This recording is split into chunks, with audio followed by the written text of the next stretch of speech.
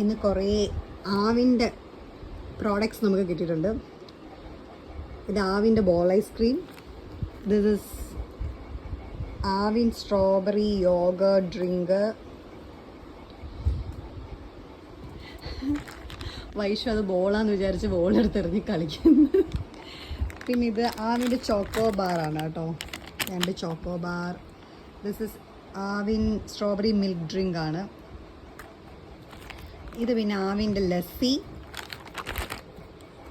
ഇത് ഓൾസോ എന്താണ് ആവിൻ്റെ yoghurt drink.